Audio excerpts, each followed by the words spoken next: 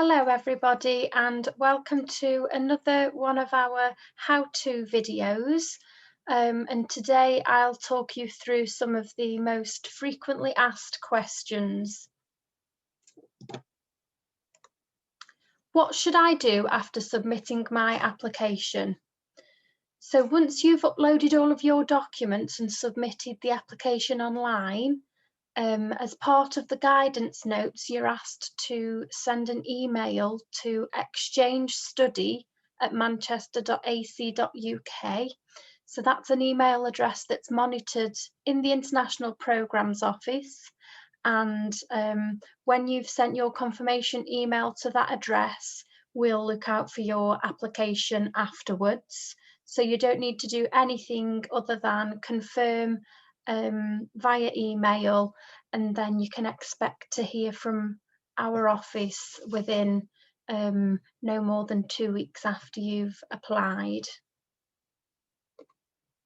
Where can I find my student ID number? So every student who applies will be given a unique student ID number, and when you receive your official offer letter from the International Programmes Office, you'll find in the detail your student ID number. So you'll just need to wait until we've reviewed your application, and then we'll send you your ID number, and you can use that to then go on and apply for accommodation and other things. How can I access my student account? So before your arrival, the International Programmes Office will send you an email asking you to register online.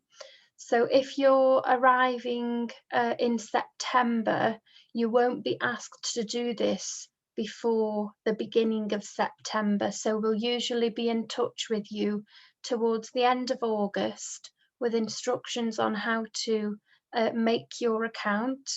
And then you'll be able to see everything you need to do with regards to registration before courses start later in the month of September. If you're a semester 2 student joining us in January, registration opens from September, so you can apply at any point after you've received your official offer from us, but we'll send an email out to all students joining in January, probably in December, asking you to finalise your registration online. So from the point of applying, you won't be able to access your student account until much closer to when you're starting on programme with us. When do I need to complete registration? So again, the registration is what will allow you to access the student centre, which I mentioned in my previous question. So this will be 1 month, usually about 1 month before you start on programme with us.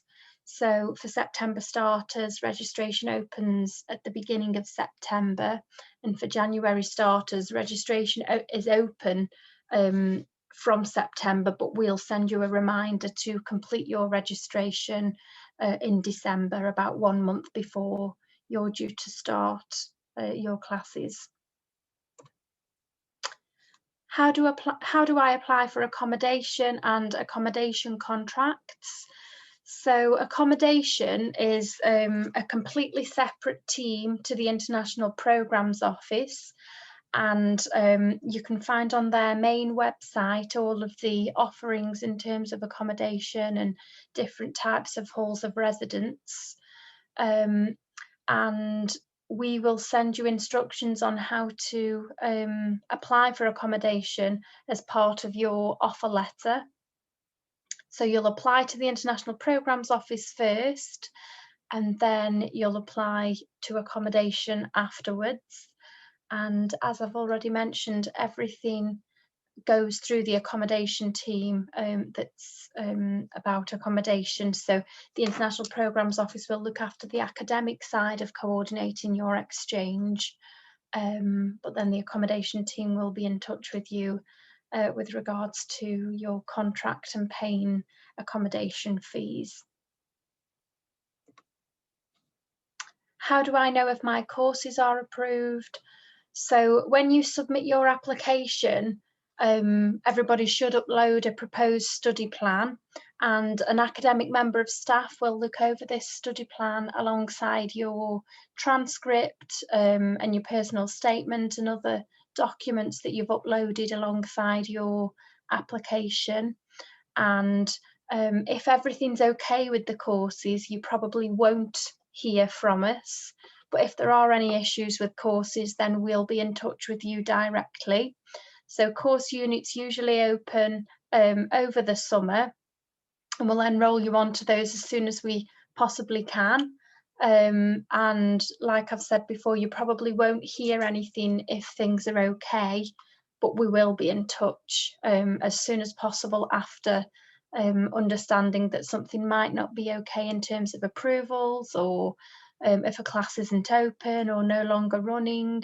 We will be in touch with you directly if there are any issues of that kind. How do I change my course choices? So up until your arrival, you can send any changes directly through to me by email, and then I'll make those changes for you. Students can't enrol themselves onto course units, so you will always need to go via the International Programmes Office. So you'll need to send any changes that you want to make through to me. And it's always important to include the course code so that I can look into processing an enrolment for you. After you've arrived, course changes will need to go via an academic member of staff, which you'll do for yourself, and we'll give instructions on how to get academic approval for yourself after arriving. We'll give that information to you as part of the main induction session at the start of the semester.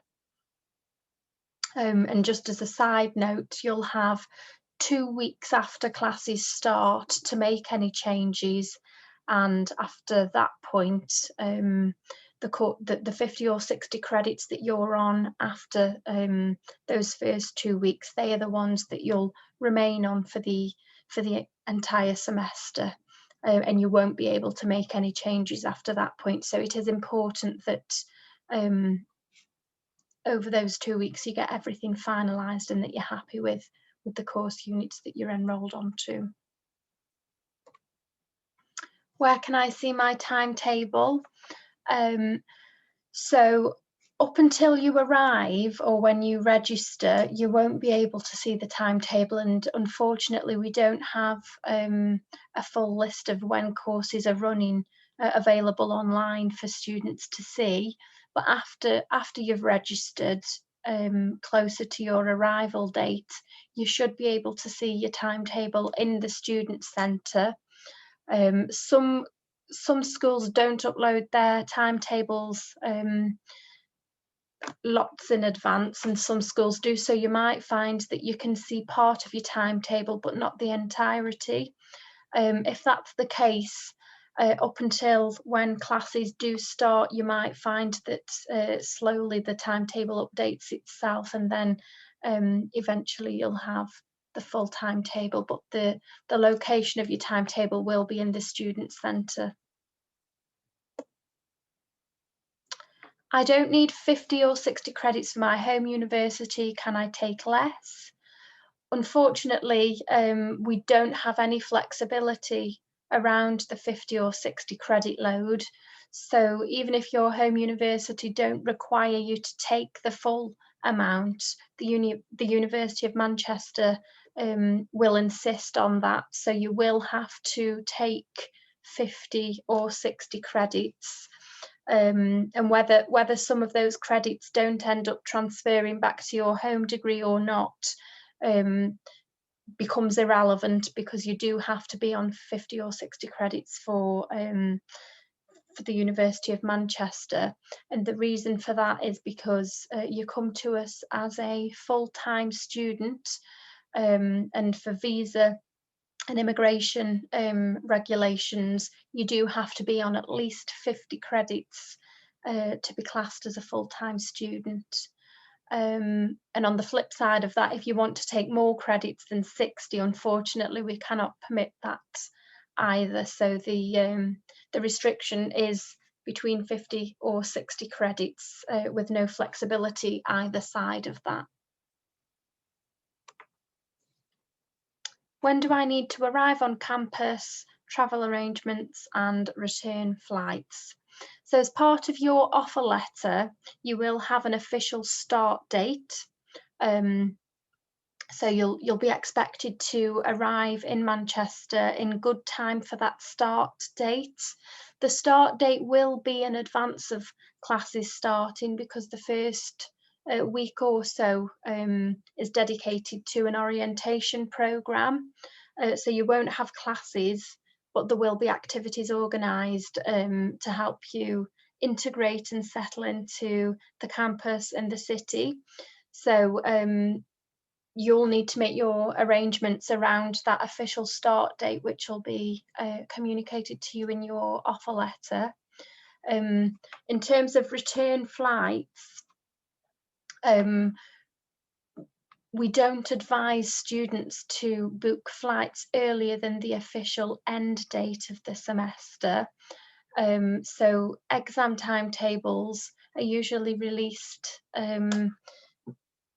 about a month before exam period starts, so in December for semester 1 and in April for semester 2, and we can't guarantee that what date you'll finish your exams on, so we ask that if you need to book a return flight that you don't do that until you know your exam timetable or you choose to fly back after the official end date of the semester.